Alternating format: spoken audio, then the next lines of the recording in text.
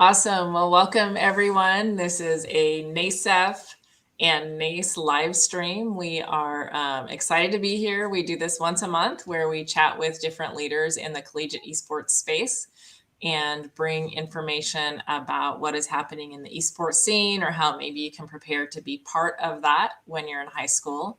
I'm Claire LeBeau. I am the Director of Communications at NASEF, which is the North America Scholastic Esports Federation. We started out about 4 years ago, and we had a little handful of teams in Southern California, and it was sort of a test project to see if esports was a great environment for learning. And flash forward, yes, it is indeed a fantastic environment for learning. And also, we've now grown. We're in 49 states and also have people participating in our programs from 61 countries, which just blows me away when I think about the scope and what has happened in the last few years. So I'm really happy to be joined by these leaders. We had a chance to chat for a couple of minutes, and I'm excited to hear what you all have to say. So let's just do a quick round robin of introductions. And Chris, we can start with you. Thank you so much for the introduction, Claire. Really happy and honored to be on this conversation this evening. My name is Chris Postel. I work in the Office of Innovation at the University of Cincinnati within our esports program and initiative. So great to be here. Great. And Sari? Sure. I'm Sari Keitlin. I oversee the esports efforts at Full Sail University. Been there going on 16 years and been building the esports program there for going on 7 years. It's been a really great experience. We've got a ton of grads that have gone to work in this space, so I'm really excited about the conversation today. Awesome. 7 years in esports. I mean, Full Sail definitely was a leader and is still a leader. So that's a pretty long track record in this space. That's great. Okay, my name is Matt Tarpley. I'm from McMurray University in Abilene, Texas. I'm the head of esports here for our varsity program. And this is my third year within EDU esports. Awesome. That's cool. I'm looking at your background there. I see esports and then I see beyond the game. And boy, that is just a summary of what NASEF is all about. The games to us are the magnet, right? That's what students are interested in. But then there are so many ways that you can connect with them and teach them and go beyond the game and the aspects that are appealing in playing and gaming and learn real life skills and career skills. So that's really what we're here to focus on today. Our topic for today is how to participate in esports programs outside of competition.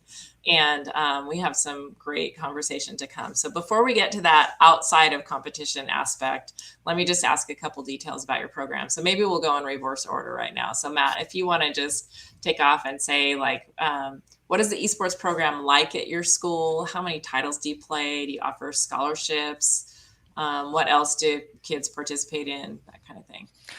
Our campus here at McMurray is a super busy campus. It's like 60% of our campus is in athletics. Then you throw in band and theater, and that's like the majority of our campuses are already in extracurriculars.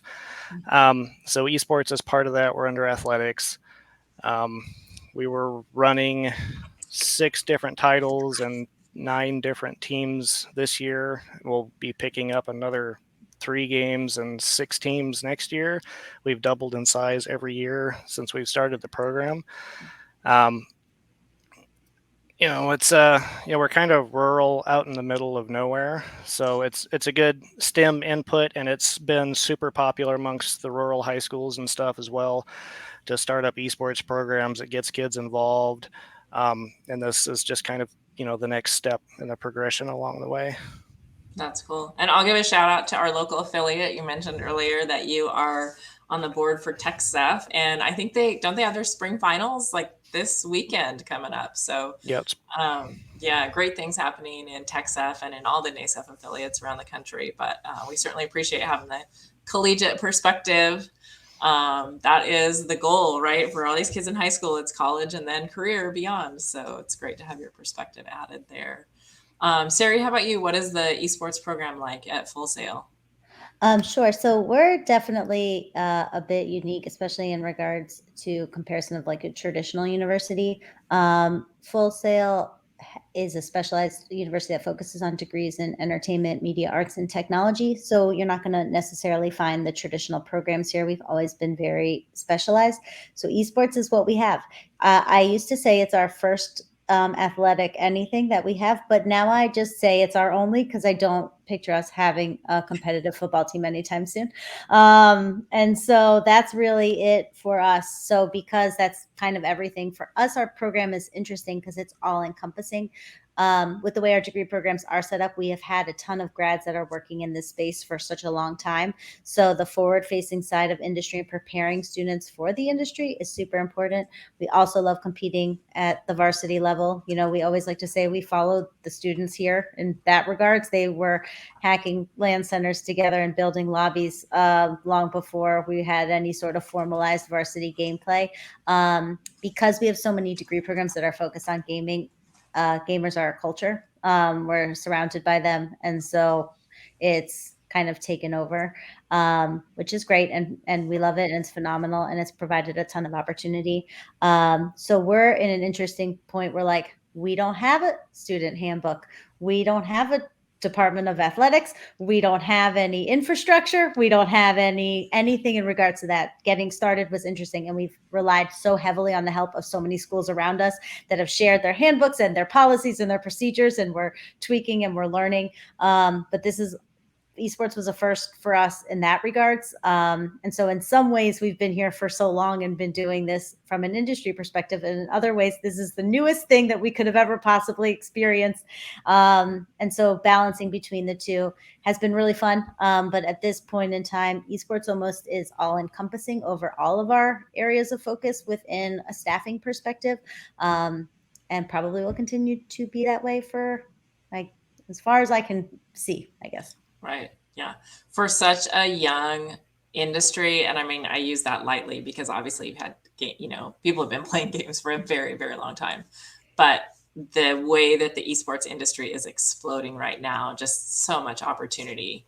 And it's kind of funny to hear you say, like, you've been around a long time and yet you were just founded yesterday in this aspect, I mean, that's kind of the way this goes. Is I think a lot of institutions are trying to figure out, how do you blend the history or what we do or what our expertise is, and then provide a pathway for students, because this is where it's at right now.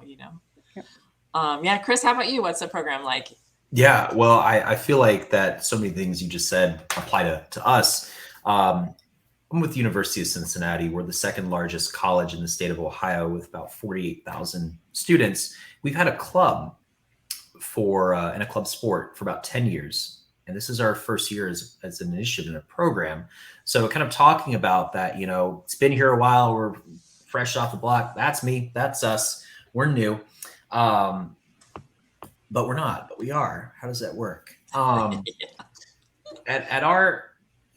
our view, we approach esports in a consortium manner, meaning that we have multiple departments that are involved in the governance and the structuring and the execution and implementation of esports at the university. And we touch on we lean on different experts to make it as big and as wonderful as we possibly can. But if I boil it down, there's 3 pillars in our program. We have the community, we have the competition, and we have the academics, because all 3 are, in our minds, core and critical to a well-rounded and meaningful student experience. So we'll definitely talk about it more, but that's just kind of a high-level overview of our philosophy. Okay, that's awesome. So let's go ahead and start digging in a little bit into sort of what are the career paths outside of being a gamer. This is such a huge question, but we got to start somewhere. So I'm just going to open it up. Any one of you want to talk about the different career paths that exist, or maybe the different categories and how your school approaches those? Go for it, Matt. I saw you unmute there. All right, I'll start. There is just so many options, within this space. Gaming is one of the biggest industries in the world. The gaming industry is bigger than, global movies and U.S. sports combined. There are a ton of jobs out there related to this space, and esports, in more particular. Here at McMurray, we recruit and scholarship quite a few non-gamer students.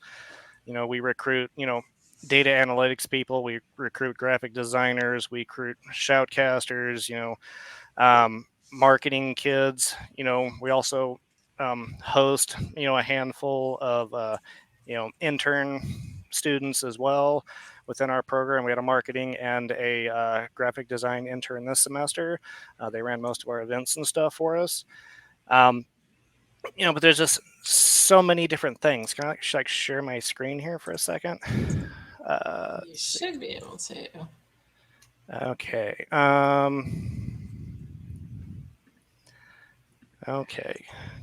Can we see that? Oh, yes. I Yes. We was call going- this, I we was talk about this all the time. We call this the Candy Crush slide. Yes, this is one of my favorite things. I have this printed out in poster size, and I use it all the time when I'm talking to, administrators. Or I was actually supposed to meet with a city official this evening to talk about a citywide program for esports tied into STEM that they're wanting to start here. Mhm. And this is something I use all the time. This is a great asset. But, this is the whole chart of the world for business directions that come off of esports specifically.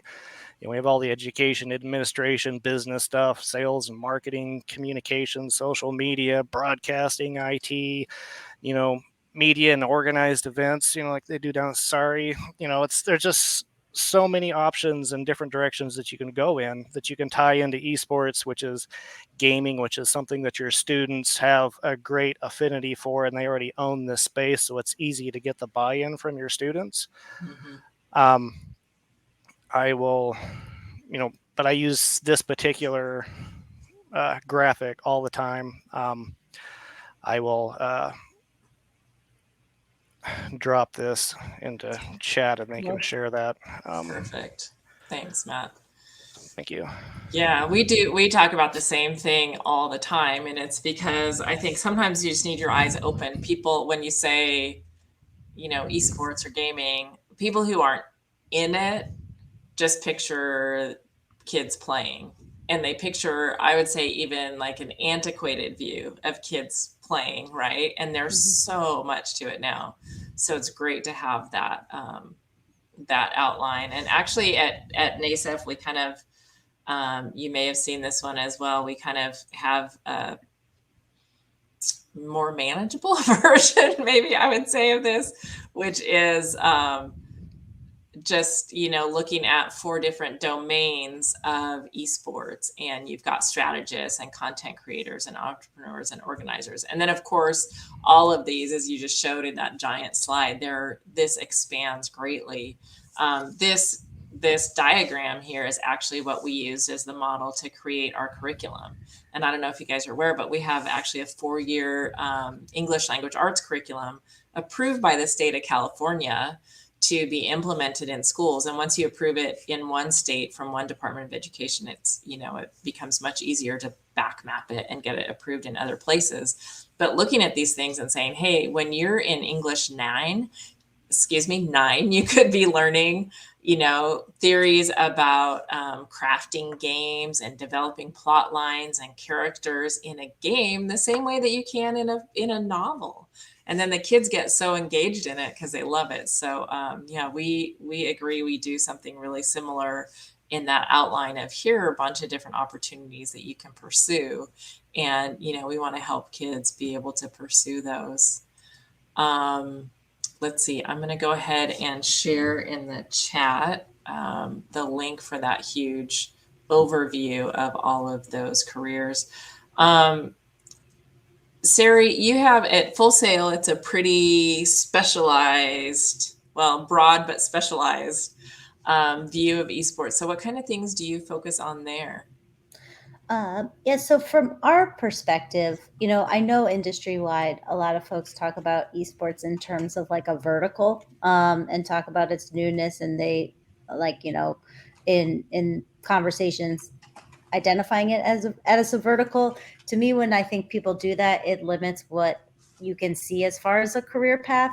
We look at esports as an evolution of the entertainment industry, and it really has taken off. And I honestly think at some point very soon, it's going to be the leader in the entertainment industry, the sure. leading focus in the entertainment industry. And so all of the careers and focus and pathways that you've seen to other entertainment careers, whether it's, the business of music and talent management, whether it's, all the different positions that would live on a film, all of those positions translate just as much to the esports space, with obviously the caveat of having the esports and gaming knowledge to it. So I think Matt hit the nail on the head when he was just sort of like, every single thing that you see, esports is the subject of what it is that you're doing. And so every traditional degree program, every traditional pathway from accounting to public relations, and then going through into the technical side of things, when it comes to broadcast and production, has all of those have roots in through esports. And I like to just always kind of really focus on that, because there was a period of time, and I do think we're kind of phasing out, where people felt like, well, I know esports and I love it, so where's my job? And that is so great. And I love so much that you love something. You still have to have skills, and you still have to have an education. You still have to really understand how to apply those skills. I'm sure people love going to the movies, and that does not make them able to be a director. And so kind of trying to make sure people understand that concept of, this is a legitimate industry, one that really requires the foundations that all other aspects of the industry do require, so that you can make a move and you can make impact. And highlighting again too, Claire, what you had brought up, the entrepreneurial component of esports is kind of something that really hasn't been seen by most other industries that we've had. And not entrepreneurial in the fact of, I'm starting my own team and we're going to compete, but entrepreneurial in the fact of personal branding taking a forefront, understanding the value of content creation. What we see forward facing is content creation as a whole has really replaced traditional advertising across the board throughout our industry and industries beyond. And esports leads with a content creation focus, and the amount of opportunity and value there in being able to provide both kind of what has replaced traditional marketing, traditional advertising, and being able to be a self-contained content creator and understand how that applies, is so unbelievably valuable and so unbelievably important. And that expands all the way out to the concept of personal branding, the concept of scheduling and routine, and the concept of understanding data and analytics, and how often you need to really be focusing on what that entrepreneurial component is, whether it's as a Twitch streamer, or whether it's as a tournament organizer, or whether it's as a facilitator of running all of these teams and these structures and organizations across the board. There are skills that have existed in other industries, and also skills that are unique to this industry that you can really start getting a handle on, because the opportunities, in my opinion, are completely endless. And I think what you guys have both highlighted, which is so important, is that there are these opportunities at every step of your career. So we don't just have to shoot for the top and get ready to go there. As you're 22 and you're graduating from college and you have your degree and you want to get started in esports, there is a world in front of you, and it's yours for the taking. Just prepare yourself in school, make sure you're getting the experience, make sure you're focusing on your degree program, and those two things combined, and you'll be ready. You'll be set. Absolutely. I'm going to back you up a little step from what you just said, because you said you're 22 and you're graduating college. And so let's back up to high school, because we've got a lot of students watching who are, maybe 15, 16 in high school thinking about college. And so one thing I'm going to ask you all is a little bit of advice for those high school students. And also, Sarah, you talked about personal branding. And I think that this is really important for high schoolers to be aware. I don't know that you would necessarily use the word branding, but definitely there are eyes on what you say and do online, right? And so definitely you want to be aware of that. So let's just talk for a second. What advice do you have for high schoolers who are looking towards a collegiate program in esports, or honestly, really, just you want to get into a college? What kind of things do you do when you're in high school? Chris, you haven't talked for a while. Go for it. All righty. Happy to do so. I think we're in a really, really amazing and wonderful time to be a high school student that is looking to get involved scholastically in college esports. I'm just going to toss a couple of statistics out here because statistics help take the anecdote and make it feel a little more powerful. Based on survey results from Esports Foundry, $21 million worth of scholarship was distributed last year to scholastic esports programs, which is incredible, right? As a high school student, that means I may not be number one in track and field, but just as Sari said and Matt said, there are so many opportunities for me as a high school student to get involved and train my passions.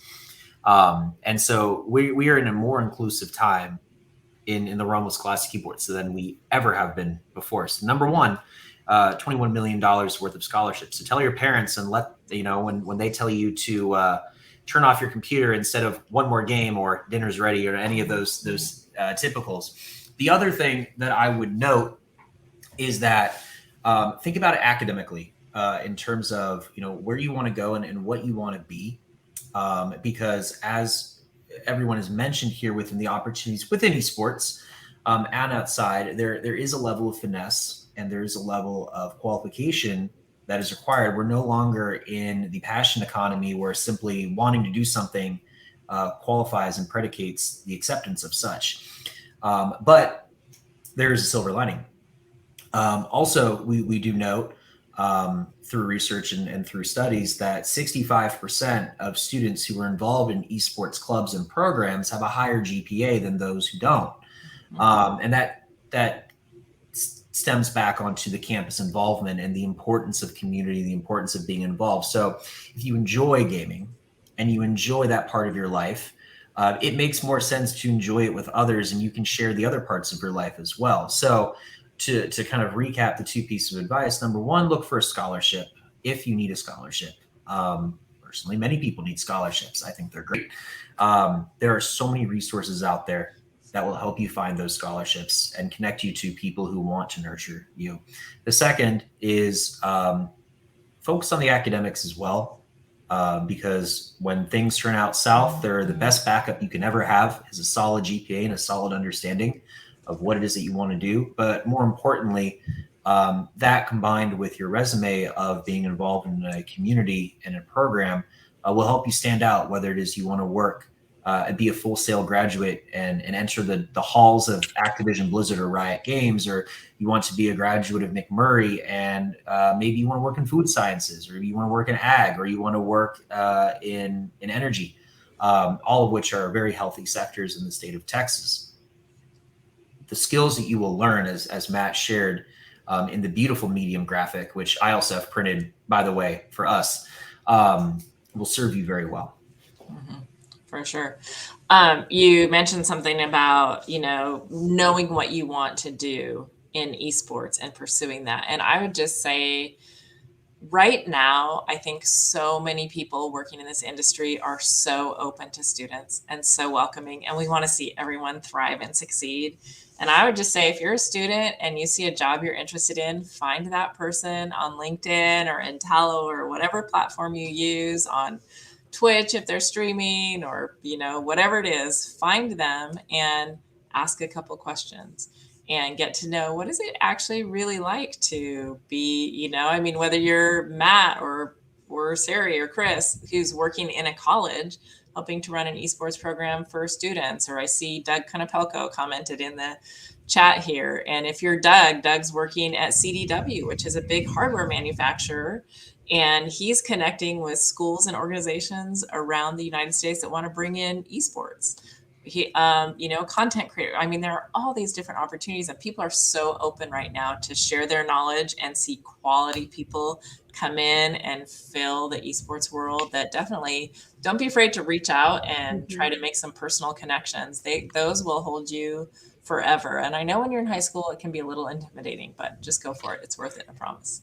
Yeah, I'll even add to that as if you're in high school and you don't know what to say and you don't know what to ask and you don't know, you want to reach out, but you don't know what to say. The join communities, find your communities, go through Discord, find any community that you can, whether it's associations with nearby high schools, whether it's starting communities within your own high school, whether it's finding larger groups that are holding communities that are something you're interested in, like, Queer Women of Esports, or any of these groups that have that. Joining the community, that those are your peers. Those are the people that are trying to do and get into the space the same way that you are. It's a wonderful place to ask questions, to help you prepare to reach out to Doug, or to help you prepare to know what that organization is going to be. When you know this is something that you love, and you know that this is something that you really want to pursue as a career, then take a pause from playing and find those communities and connect them and play with them, and playing with your friends obviously is so great, but that's where you're going to attend their panels, meet their people, organize and sit with them. And then you'll figure out what the things are that you might want to do, and the questions are that you would want to ask when you do have the opportunity to connect with someone like Doug. It's a great place to start if you're like a further back and you don't totally know exactly what to say yet, Yeah, that's a great idea. That's a great idea.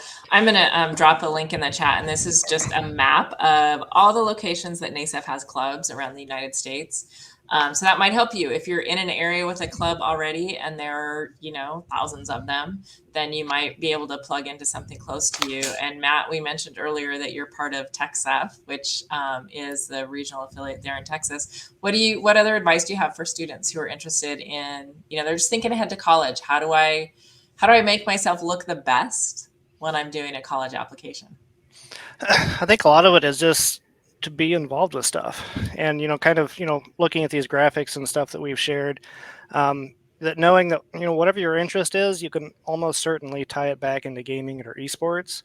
I came from the high school realm as well. I started esports in high school. I actually worked in IT and did game design and game development and stuff like that.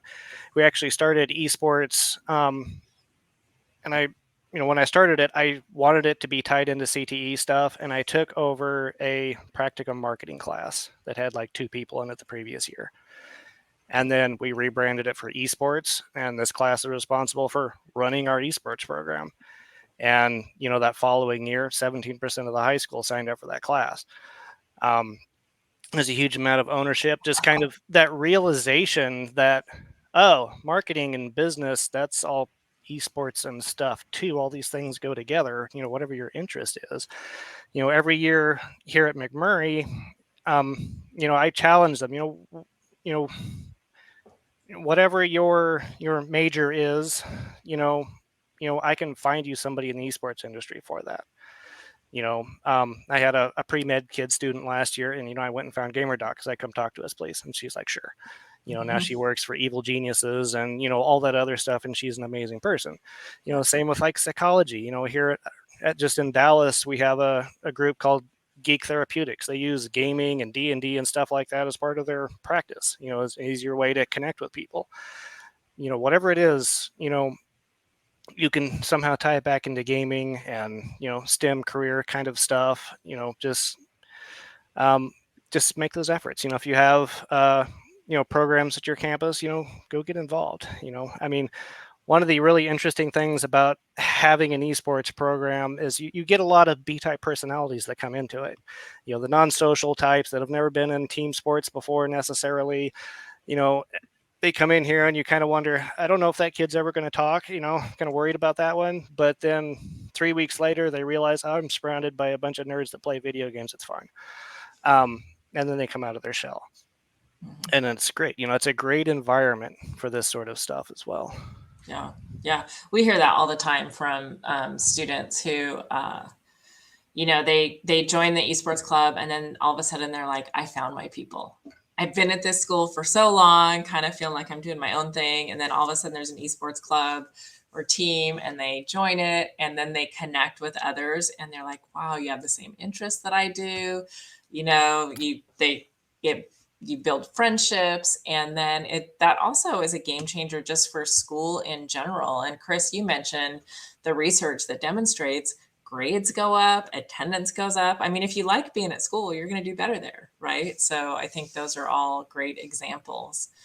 So what kind of degree programs do your schools offer? Or if a student wants to pursue we kind of brainstormed on a list, and I guess I'm just going to read through a few of these and we can chat about them and then possibly change to others. But things like broadcasting, graphic design, social media, we talked about content creation. What kind of education do you pursue to have a career in that? And how does that play out at your schools? Go ahead. No, you go ahead. Okay, I'll start this one off because we're growing, and so you'll get the novice opinion, and then we'll come in with the expert opinion afterwards. I'll be honest, academically, and in terms of degrees and things like that, we are building academic integration with our program and our initiative now. We're not going to create an esports degree at this time, but we will be creating a esports certificate as well as a games certificate for elective purposes and for the students that are there. Our university by default has a well-accredited media program called CCM, which also has a digital media collaborative as well. We have a wonderful arts program through DAP, which is tied in as well with many of our students are part of the program that do that. We believe, though, with our program that just as Matt's graphic showed, that it encompasses everything. And so our academic consortium, while led by the Dean of the College of Engineering and Applied Sciences, truly touches everything from arts and sciences to theater to on the broadcasting side and talent development and broadcasting and media and marketing and business, even women's gender studies. It has a positive implication, a positive impact, and deserves to be part of the conversation. No matter where you stand academically, there are hard and soft skills that you can learn and benefit from in the context of the community that you're a part of. And that's one of the things that I think is so beautiful about esports, is that it takes that sport component and extrapolates it in a way that traditional sports, quite frankly, can't. Possibilities are endless. Mm-hmm. For sure. Well, and you mentioned, Chris, you said we don't have an actual esports degree, but I'm going to say I don't think that any hiring manager right now at, fill in the blank of whatever organization it is that you strive to work for, I don't think that they're looking specifically for an esports titled degree. I think they're looking for relevant education and relevant experience, and you can get relevant experience. I mean, honestly, starting in the 8th grade. I mean, we're running Minecraft competitions for middle schoolers, and to apply to enter this, they build something in Minecraft, they iterate it, and then they submit a video where they're describing what they built, what they learned, how they work together as a team. So think of all the skills that are being developed in this video that they're submitting when they're in middle school. And then you just keep building and building and building on that. And so I think, something that I would say to students is don't necessarily look just for the esports degree, look for the interest area that you have, and then look for the education that's going to match that. And one thing also we haven't brought up in this group, but in other conversations with esports leaders in NACE, is we've talked about just making sure that you find the school that's the right fit for you, right? We have 3 different states represented here. They're all very different. We have 3 different kinds of campuses. Sari described theirs as pretty non-traditional, Matt said, tens of thousands of students, I think, was it? And so did Chris. No, it was Chris's. That was a big campus. Yeah. So, there are all different aspects to the campus as well. So you've got a couple different things you want to look at, not just what do you want to study, but also what do you want the environment that you're in to be like, and make sure you're matching that up as well. Yeah, I agree. I think the big thing I'll say that's specific to esports, everything everybody's saying is so right. You're not here. You don't need an esports degree to work in esports, because every degree in every industry kind of really connects and ties to it. The one thing I would recommend specific to esports is trying to, if you have a specific path that you want to grow in, we'll take graphic design as an example, and that's something you want to do, graphic design for esports. You're going to really want to focus on environmental graphics and what that live event perspective is that comes to fruition. You're going to want to understand from a branding perspective what your graphic overlays are going to, how they're going to tie to your in-person experience, because you're always going to be looking at two different things at the same time that need to be connected to from some brand. But above all, the thing that makes it valuable, if you know early on, especially like at the high school level or at the 8th grade level, that this is a space that you want to be in, knowing and constantly keeping yourself aware of the esports space and how it relates to what you're using. So being the best graphic designer that there could ever possibly be, and now understanding how it applies to esports, is not going to help you get yourself elevated within the esports space. So because the industry is still growing and because the industry is still taking shape, we're not looking at crews and teams of 4,000 people and we have 7 designers and this one focuses on this design and this one focuses on that design, like you might see in industries that have had and been formed for quite some time. So always take what you're learning in school and apply it back to what you're seeing in the industry and what you're seeing in real life. So as you're going through, whether it's graphic design, content creation, social media, anything in between, from production, accounting, public relations, anything that you're seeing that you're going in this space and you know you want it to be in esports, it's up to you to reinvest yourself and your time into learning about the esports space every day, because what it was a week ago is not what it is today, and it will continue to be like that for quite some time. So take the skills that you're learning in school and watch an old LCS something and say, oh, that's what they did there. I know exactly how they did that, because I just learned that those are the overlays that they probably submitted to the production manager that sent them out. And oh, I see a glitch. Oh, there was a hiccup. Oh, there was a thing.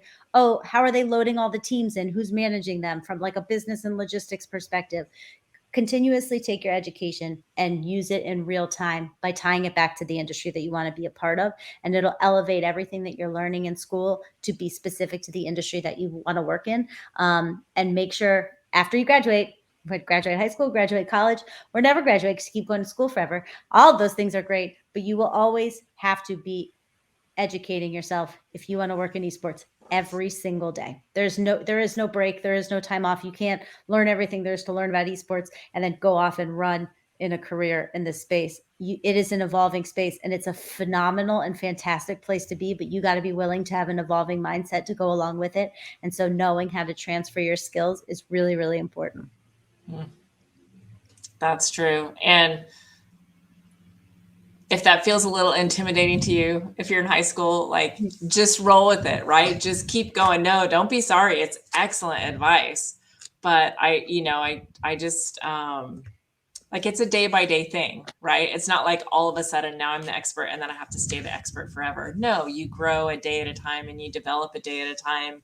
You find that mentor or that person who can help you and bring you along. Matt, I'm going to go back to your background again, where it says Beyond the Game. NASEF runs Beyond the Game challenges, where we say, if you have an interest in graphic design, participate in one of these challenges and demonstrate your interest in graphic design. And then we'll give you a mentoring session with somebody who works in the industry so that you can continue to develop those skills. And I think that's so important, Sari. What you said, super vital. And just, don't be overwhelmed by that. Just take it a day at a time, a step at a time.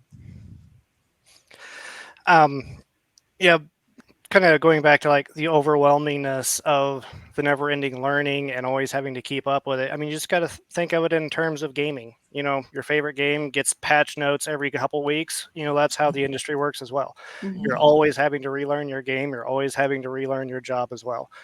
I know a lot of the younger kids don't do Twitter anymore, but esports is kind of heavily Twitter. Go find these professionals and follow them, and you can learn things from them, and you can probably reach out to them and they will probably talk to you. This is such an easy industry to reach out and talk to people. And, I've never been told no, to invite any sort of professional, team envy or professionals that are in the space to just, come to my Discord, talk to my students, about what it is you do and why it's awesome. People want this industry in this space to thrive because everybody loves this space. Everybody plays games. Right. Yeah, absolutely. As far as us, I'm not as cool as the other two. We're just a small rural school, but, we don't have a whole lot of programs that necessarily like technological side kind of ties back to esports. We do have like graphic design. We have a lot of good art stuff, but we do try to integrate with, whatever other programs are needing projects to do. Like, last semester we worked with a marketing promotions class and they helped us run our Children's Miracle Network fundraiser campaign kind of stuff. And that was their major semester project, because this is still lab space. We finally got a new professor who started teaching animation, and it's starting new stuff like that at such a small school is such a huge thing for a college. And I'm like, don't be afraid to build out this program. Please come use my lab during school hours if you need space and you're worried about having a space or the technology or something to do these things. Let's be friends, because it'll help both of us at the end, because we're all kind of recruiting the same kind of nerdy kids anyways. So it's making these connections, just like within esports industry and how there's so many different jobs you can tie into so many other different programs on a campus. Right. Exactly. So, Chris, we've spent a lot of time talking about various aspects of content creation, but your role is pretty interesting at University of Cincinnati, where it's a little bit more STEM focused. And STEM, I'm sure everyone watching knows the acronym, but I feel like I have to say anyway: science, technology, engineering, and math. So can you describe a little bit what you're doing and how your school focuses on that?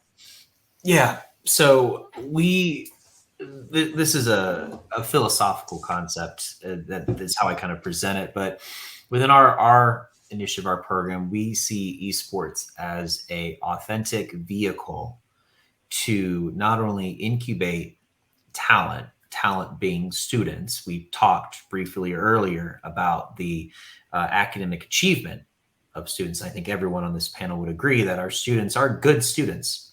They are well achieving and high achieving and ambitious and driven, as are all core components of being involved in the industry. But we want to aggregate that talent, and then we want to export that talent. And so one of the things that we have with the University of Cincinnati is the Cincinnati Innovation District that partners directly with a number of large businesses within not only the city of Cincinnati, but the state of Ohio as well. And many of these businesses actually have offices on campus. So Fortune 500s and Fortune 100s have offices on campus in which they can connect directly with students and work with them on challenges and projects and work studies and co-ops and, yes, full-time jobs as well. And we see the intersection of that to be of great value, not only to the students, but also to the brands as well that need to learn about things such as, on a business level, the attention economy and the phenomenon of Twitch in terms of the change of the migration of viewership, and, basic things like that. But also, quite frankly, Fifth Third Bank really needs software developers right now. But if you have a software developer that can understand social media and has concepts that we teach universally, such as sportsmanship and dedication and brand management, and can talk communications with another department, that person is infinitely more valuable than someone who just came straight out of comp sci. And we know that, and our research has shown that, and the reception of brands has been mind-blowing. And so that's kind of one of our main focuses, is not just, a large part, as we mentioned, our three pillars is the student experience. You're here to go to college, you're here to get a degree, but you're here to have an engaging and fun experience. And ultimately, that's why we all as directors have so much fun, because it's just video games, right? At the end of the day, no need to get political about it. But at the same time, there's so many applications that come from it that can change people's lives and add value to the lives that they will touch. To us, it's a no-brainer. Yeah, that's awesome. That's great perspective. I'm going to share real quick a graphic that we developed. We've worked really closely with University of California, Irvine, over the last 4 years in researching. Chris, you've mentioned research a few times, and that's really important to us, that we don't just say this seems like a good way that we're going to do things, but we look into it deeply. And so if you look at this, our research has shown, and this is IRB approved research from University of California, Irvine, has shown that students are gaining in things like STEM engagement, career interest, participating in activities, career knowledge, and identity, which you need to know what STEM career you might go into if you're going to develop an identity around it and study it, right? So these are all connected together. They're learning important aspects of science and math and English language arts, and they're developing social emotional skills as well. And so, you know, all of these things, it's kind of crazy sometimes, I think, when you realize, like, this is esports, like you said. I mean, at the end of the day, this is video games, and yet so much is growing from it. It's just, to me, it's so rewarding to be able to be part of this and see these developments that these students are making. Just phenomenal. I'm going to drop in the chat. We have a handful of infographics like that one on our learning page. So I'm going to just drop a link in the chat there, just so that if anybody wants to take a look at those later, they can. You mentioned something else, Chris, earlier about developing soft skills. That's so important. How can esports, well, first off, someone define soft skills for us, and then how can esports help you develop those? Yeah, I'll just kind of put in my personal definition. You know, the hard skills are the skills that we are trained throughout our career, and those are, you know, those are our skills. I am a graphic designer. I am a motion artist. I am a political scientist. I am a computer programmer. Those are hard skills. The soft skills are the things that we learn throughout our lives, such as teamwork, sportsmanship, communication, you know, how one reacts to body language, how one reacts in the workplace, you know, consideration of DEI, the expansion of our understanding and how we interact with those around us too. And, you know, the list goes on and on. But I think that in today's digital world and in today's very globalized world, I would argue that soft skills have a high priority place in the workforce. You know, they help determine your cultural fit in an organization. And, you know, within our community, we seek to live by the Bearcat guidelines, the Bearcat motto, our code of conduct, to ensure that the students that are participatory in the things that we do, whether it's being in our broadcasting studio and learning production, or if it's playing on our team and playing in the NACE Star League, we want to make sure that those students are representing themselves in the university in a good way and building those good habits, so that as they mature and become, you know, adults that move forward in their professional life, they take those habits with them for the betterment of all. Excellent. Oh, Sari, I think you're muted there. You would think after 2 years of doing this, I would know to unmute myself. But we all have that moment. I don't. Something I tell a lot of folks at Full Sail that are kind of coming through in trying to, you know, help develop those soft skills. Chris made some amazing points about like how valuable they are and how long they stay with you through your life. And there's a ton of ways, obviously, for you to access resources and education and materials that can kind of help develop that. Specifically to esports, I find them to be tremendously important and valuable, and a big source of what a lot of these jobs are based on. And if we're looking for like a direct reaction of how do I develop my soft skills, or really what can I look for to do, I always recommend trying to find experience in community management, chat moderation. Those will give you life lessons in reactions and behaviors and communications and staying calm and being strategic that will help you jumpstart that side of your life of knowing what skills you want to develop. Everybody needs them.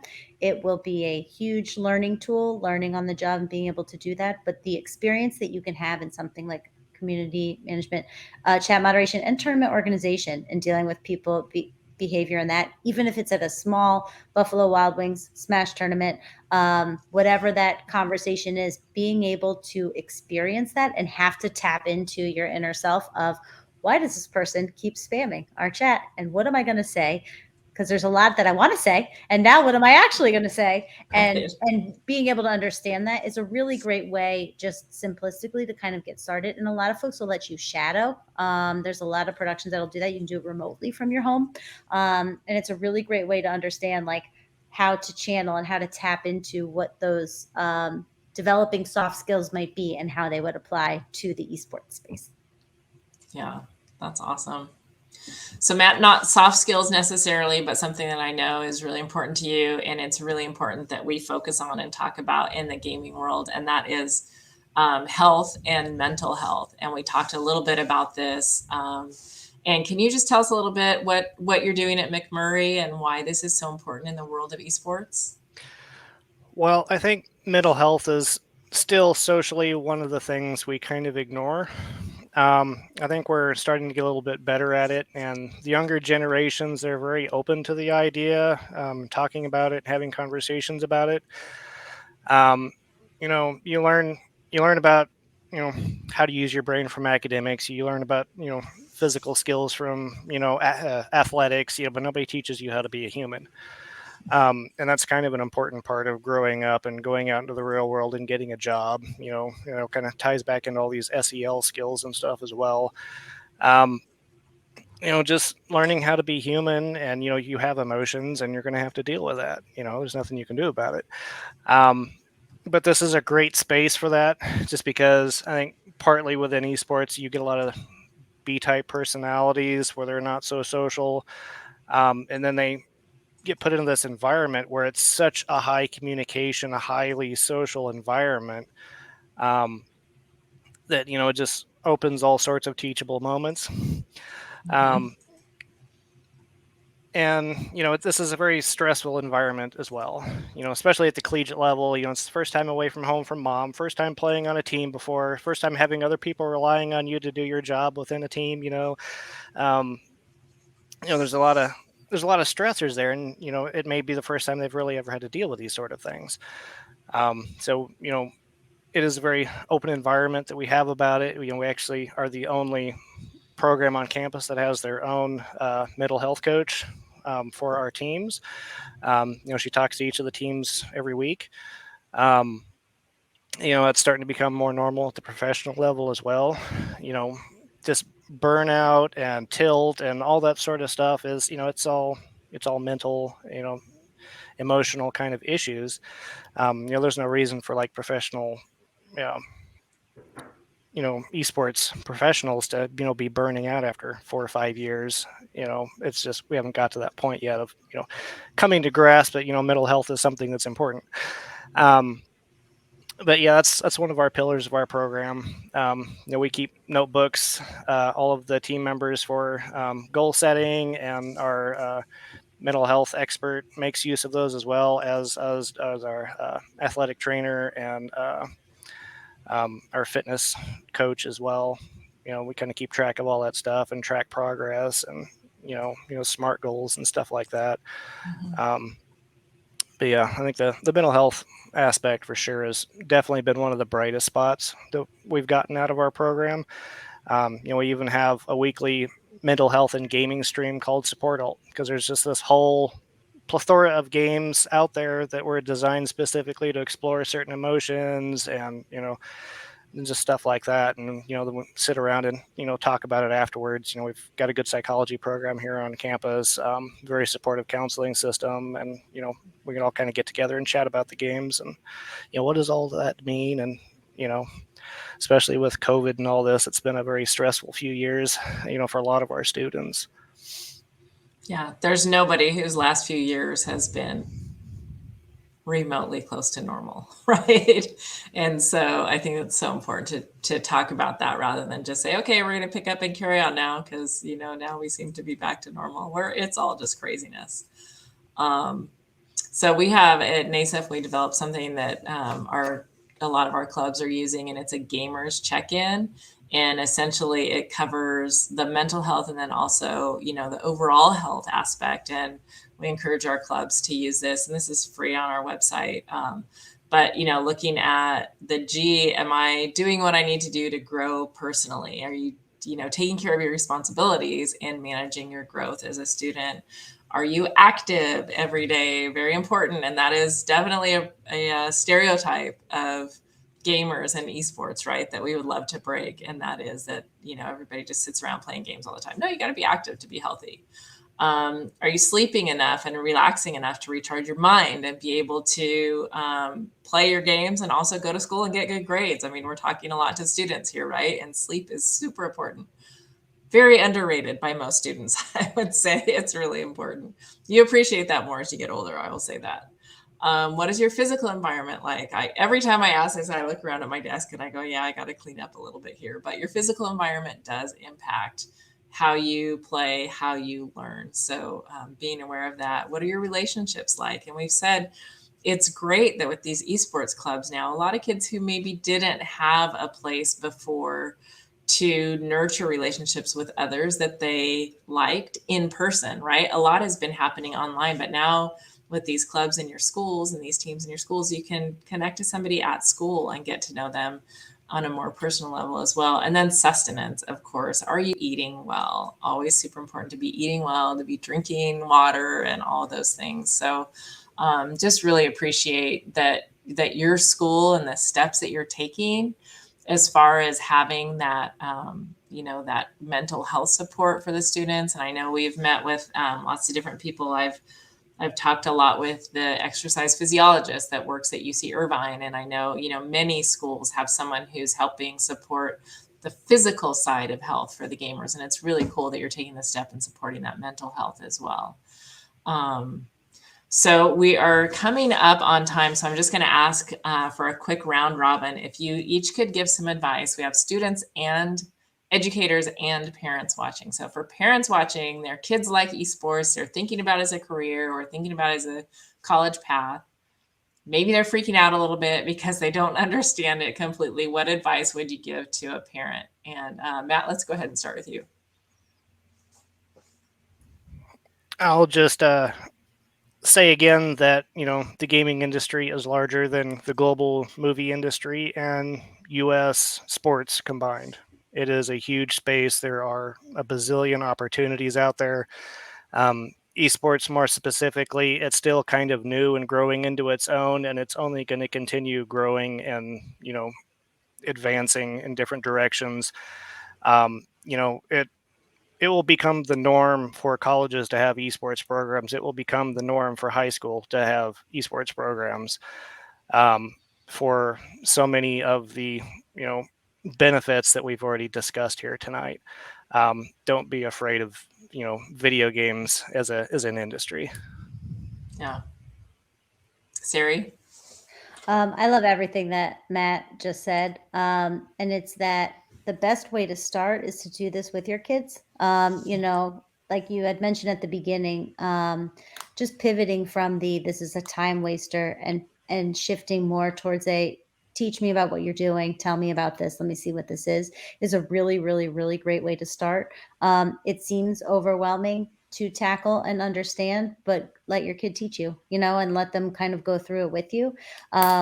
Everything that Matt said is 100% right. The industry here is huge. It's a viable career path. And not only that, their careers, their skills that are transferable globally. So they're not specific to this is a video game job.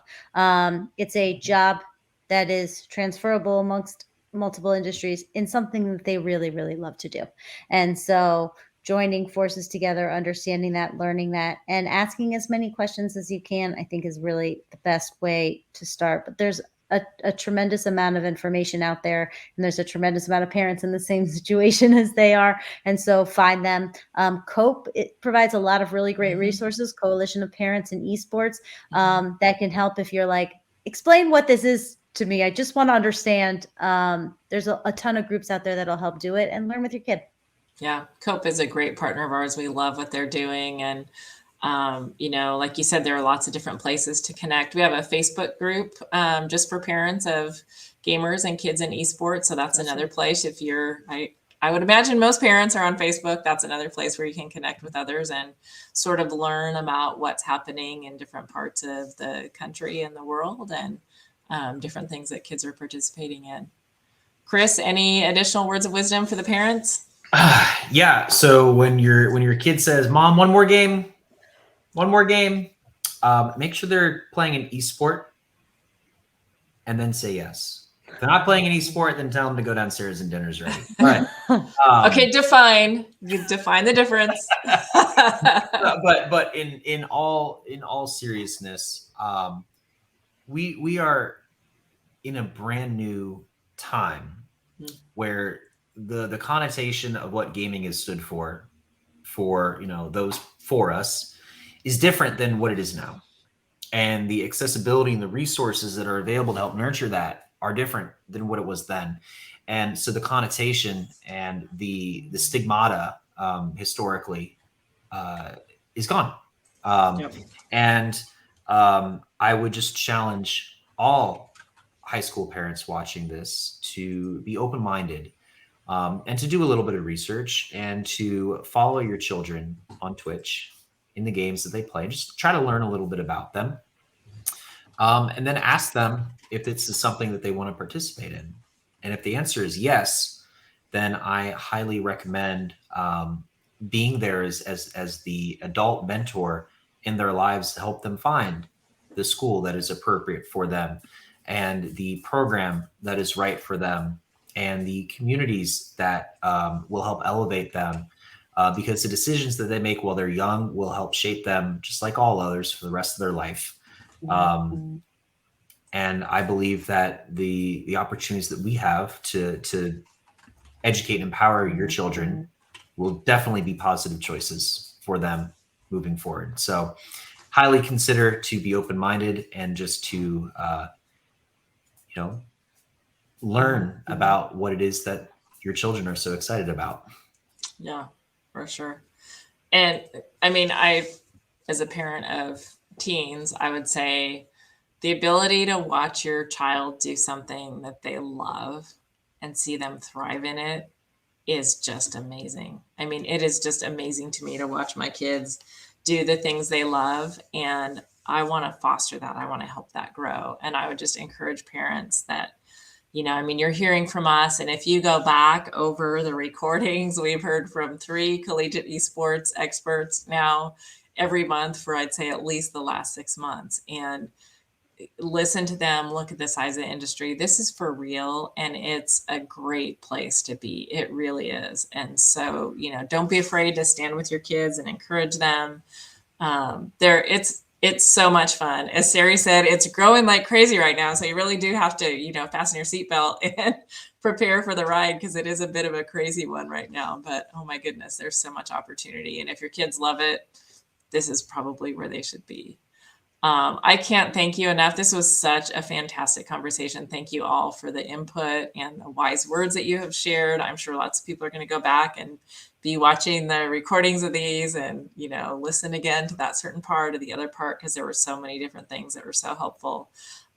We will do this again next month in May. On May 12th, we'll be talking about community partnerships.